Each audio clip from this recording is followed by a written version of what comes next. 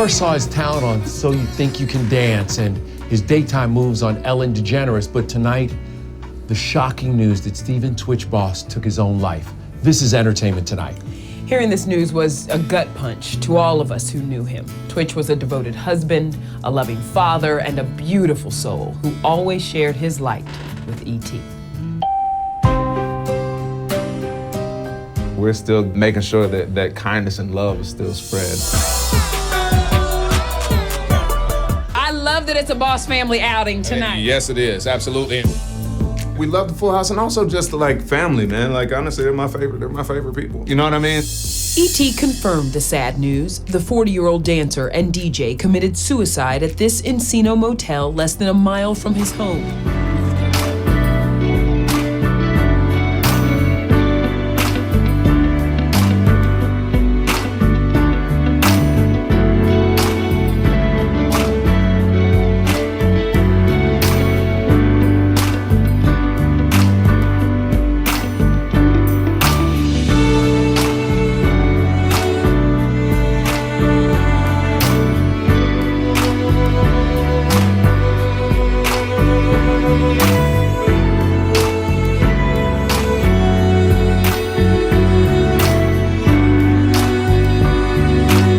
I love you, Twitch. And you know how much we tell each other that every day. When we say goodbye after the show, we both say, love you. He says, love you much, and I say, love you. And so he's never going to be out of my life. He's always a part of my life. And this is an unbelievable tragedy. I smell a narcissist. There's a wolf in sheep's clothing somewhere in this man's life, and maybe a pack of them.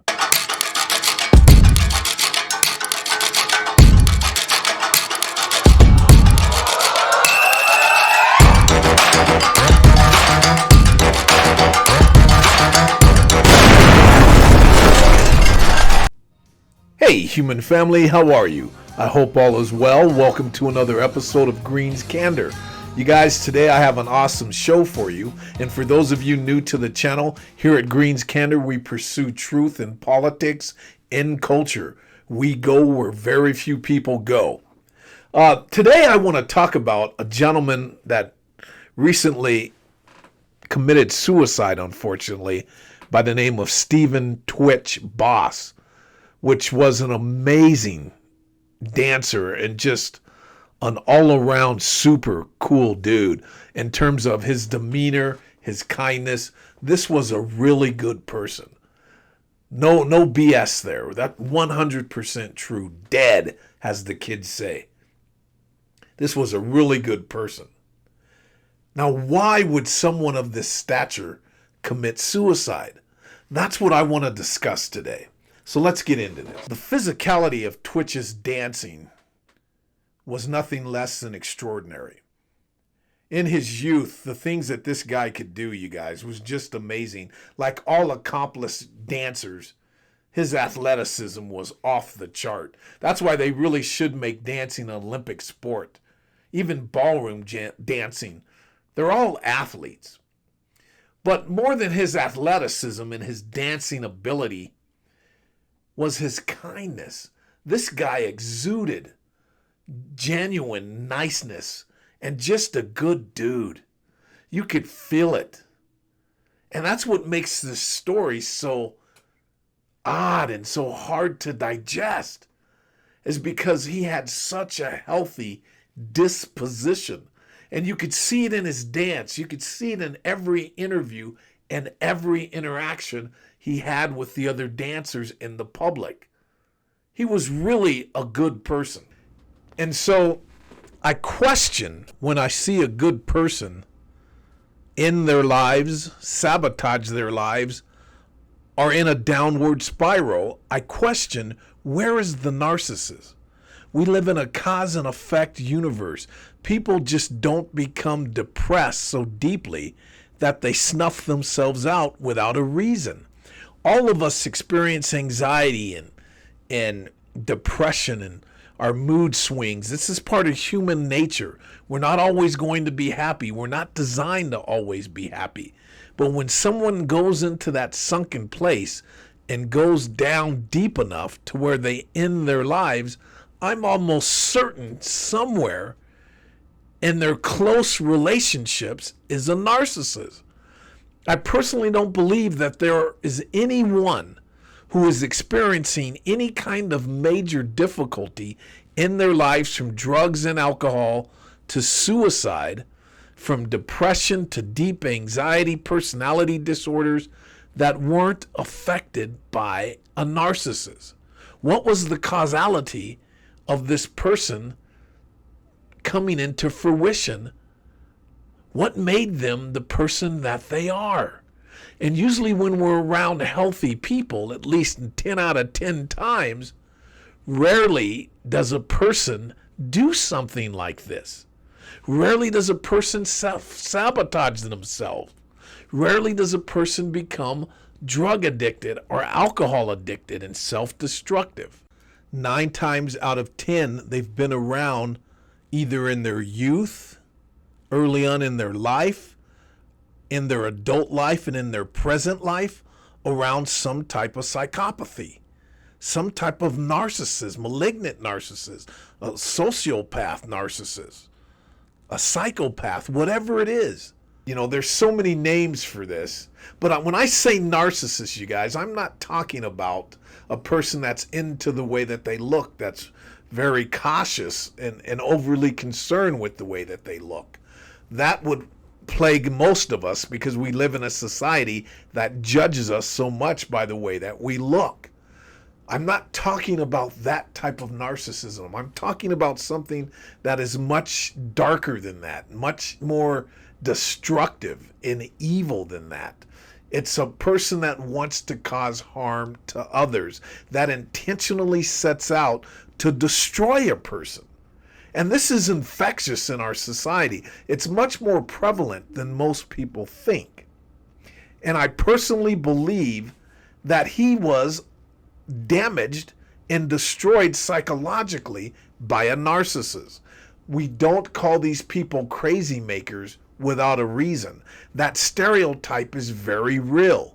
For those of you who are really new to my channel, most of my library, most of my video content is about this subject on narcissism. I walked away from specifically zoning in on narcissism and sharing ways and means to heal from it because it was taking me back into the abyss of darkness, and I was starting to lose myself again and become very angry about the narcissist in my life that destroyed my daughter. And the funny thing is that throughout my life, I've heard over and over again, I've even lectured in the past about this, about the importance of forgiveness when it comes to race relations, when it comes to anyone that's ever caused you harm. In fact, I always used to say, forgiveness is for those who you think should never be forgiven. I've literally lectured and counseled people about this for decades. And when it came my turn, I couldn't do it. I could not find the humility to do this. I could not forgive. I'm still not all the way there. But this story was so egregious, and knowing this man's history and his evolution, and knowing who Ellen is, who I personally believe that she's a narcissist. That's my opinion as a human being. Like I said, I'm not a psychologist, but I believe she's one. And I also think his wife might be one. I haven't done my due diligence on her like I have Ellen. Haven't seen enough footage of her. But from what I've seen in all of her interviews prior to his death, there's a real phoniness there, and things are a little too perfect. If you know what narcissism is, I'm preaching to the choir. You'll see a mother who plays the role in public and when other people are around. They're very attentive, very caring and nurturing, and very polished.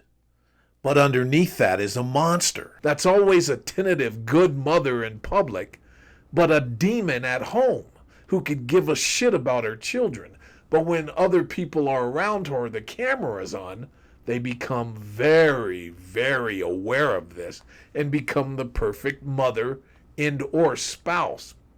In my opinion, she is too perfect in the way that she conversates with him, and also on the camera too much. Now, this is just my own opinion, and I could be completely wrong. Now, just ponder this, you guys. Here's a man that has everything, that came from nothing. He's on one of the biggest daytime shows in the country for several years. He will receive royalties for that show for the rest of his life. He was literally a street dancer. He marries a beautiful dancer, one of the hottest chicks on the show. They have beautiful kids. He's got more money than he knows what to do with. Even if he lost his money, it still wouldn't have that kind of impact because of where he comes from. And suddenly, out of the blue, he goes to an apartment, a motel, and puts a gun to his head and ends it all. If that's not some kind of demon shit, I don't know what is. Can I break it down for you medically and clinically in all of the $500 words that psychologists use? No. But in common layman's sense, the shoe does not fit. It's easy to see that narcissists are evil. And anyone who has really been around these people, studied them, or been abused by them, knows without a doubt that they play for pink slips, meaning they want to destroy you. They want to watch you suffer, to die from 1,000 paper cuts, or self-destruct. They want to see you fail. And the really crazy ones, the really demonic ones, which they all are, want to see you end yourself. They want the final nail in the coffin. They rejoice at your demise. It is evil, whether you're religious or not. They are Luciferian agents of chaos. You can call it crazy. You can call it sociopath. You can call it a narcissist, a malignant narcissist, a pathological narcissist. Whatever you call it, it all is the same thing. People who are parasitic, who prey on other people and want to destroy them. They enjoy your demise. What else could it be besides that? A man of his caliber. What is the genesis that has him out of the blue go end himself? And narcissists also attack when you are vulnerable. He was going through some transitions in life. When a narcissist's vulnerability, be it that you're making a career change, you're dealing with any kind of financial difficulty, whatever it may be, that's when they pounce. They're like a leopard or a lion going after their wounded prey. They take you down when you need them the most. So even if he was going through some difficulty, that to me would make even more sense of the narcissism being there, of a narcissist abuse being there, because that's when they attack, is when they sense vulnerability. And I've seen these people firsthand. I have 2 guys that I know personally that drove their wives into madness. One of them died and the other is still living to my knowledge. And till this day, their kids think that mama had a problem. They don't know that it was their father that did that. These people will lie to you in your face. I've studied them close up without them knowing that I knew they were a narcissist. Had in-depth conversations. They will lie to your face and pretend like they are the victim when they destroyed someone. And then they try to project onto you before they're found out that you are the bad guy. They try to flip the script.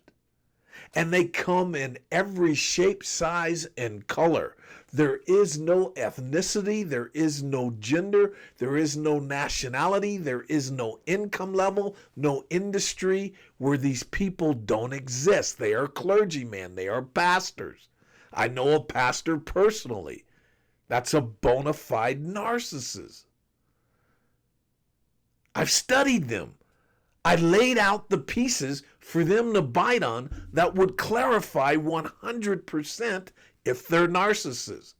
I've been studying these people in depth for now almost 7 years. And I am telling you with every ounce of my being, I believe he's been surrounded. Twitch demise came from narcissistic abuse somewhere. And usually that's the spouse, a close confidant in business, or a close friend.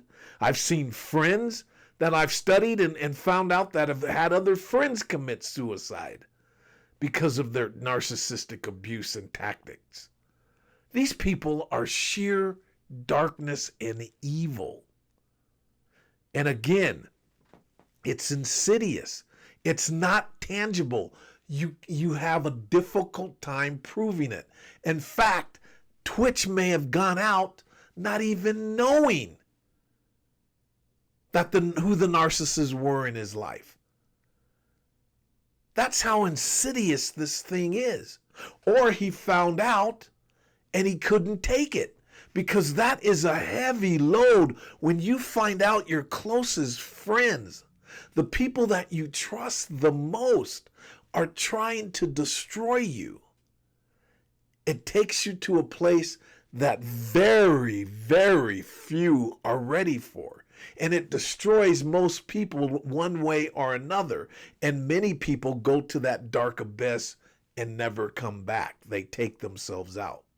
So if you're listening to this, what I've learned the hard way is that you have to do the work and journal and do the things that got you healthy consistently. Surviving narcissistic abuse is like being an alcoholic or a drug addict. You never stop being a drug addict or an alcoholic. So you can never drink again. In terms of narcissistic abuse, you have to continuously do the work that helped you get healthy again and got you back on track. And you have to find new tools if the old ones aren't working to help you stay mentally healthy. You have to have a serious form of mental hygiene, or you will go into the abyss, be full of umbrage and anger like I was, and I'm not completely through it, and you start to regress back into who they are instead of who you are in the person that you want to be. The work never stops. If you've been abused by one of these people, especially in your childhood and in your adulthood for long periods of time, there is no place to rest your head here on earth. The work is a continuum. Or you sink back in. So what can we all take from this? Look at the world with a third eye. People do not just commit suicide for minor things. They leave a clue. People close to them would see it. If she was, in my opinion, again, this is all speculative, if she was the caliber of wife that she portrays on Instagram and in interviews, she would have noticed something was wrong with her husband. If she was that Miss Perfect domestic wife goddess that she portrays herself, she would have saw something was wrong with her boo. She would have seen early signs and early warnings. When you are that intimate and that close with a person, in my humble opinion, she didn't care. She was getting narcissistic supply on his failure, and then his closest confidant at work, and someone who he admired, and someone who was an authority figure and role model in his life, someone that had immense power over this man, was a dark narcissist too. And those two combinations is a perfect storm to drive someone crazy and into the abyss. I think we're going to see something like this or something different from Kanye, because I also firmly believe Kim and definitely her mother, and I don't know about the other ones, are narcissists. This is not a game. Evil is real, you guys. If you walk away with anything from this show, evil is real. And yet, the world is a beautiful place. No matter what obstacles you are facing, there is light at the end of the tunnel. No matter how far in the abyss you are, seek help. Call the 1-800 hotline. Get a therapist. Get a counselor, a life coach. Talk to your friends, but never give up on yourself for life.